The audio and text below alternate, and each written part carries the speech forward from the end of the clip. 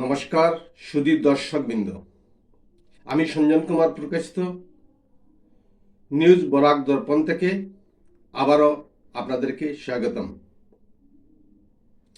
গত 29শে ডিসেম্বর 2024 ইংরেজি তারিখে ধলাই বিধানসভা সমষ্টির অন্তর্গত দেবীপুর গ্রামের বাসিন্দা প্রয়াত শ্রী অবিনাশ দাসের একমাত্র উপার্জনক্ষম পুত্র শ্রী অমিয়কান্তি দাস বিদ্যুৎস্পৃষ্ট হয়ে প্রাণহানি ঘটায়।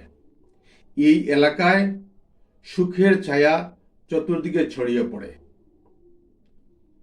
শোকাহত এই অসহায় পরিবারটির পাশে ধলাই এলাকার কিছু বুদ্ধিজীবী ও সমাজসেবী ব্যক্তিরা আর্থিক সাহায্যের জন্য এগিয়ে আসায় মৃতার পারলৌকিক ক্রিয়া স্বল্প পরিসরে সম্পন্ন হয়।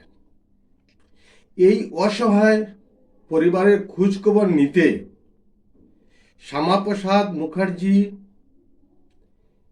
বিএড কলেজের ম্যানেজিং ডাইরেক্টর তথা অনুসূচিত জাতি চেতনা পরিষদের আহ্বায়ক শ্রী বাদল দাস মহাশয় পরিবারবর্গের সাথে দেখা করে সমবেদনা জ্ঞাপন করেন এবং অসহায় মৃত ব্যক্তির পরিবারের হাতে নগদ 5,000 টাকা তুলে দেন।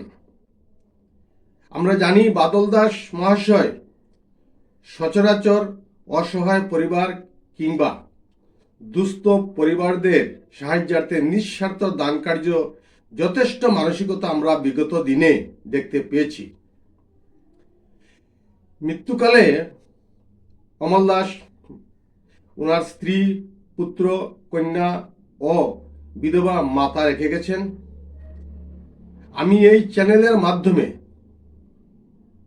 ধলাইয়ের বিধায়ক এবং শিলচরের সাংসদ মাননীয় পরিমল শুক্লবৈদ্য মহাশয়ের দৃষ্টি আকর্ষণ করছি, যদি আপনাদের হাতে কোনো সুযোগ থাকে তবে এই অসহায় পরিবারটির পাশে দাঁড়ানোর জন্য আবেদন রইল।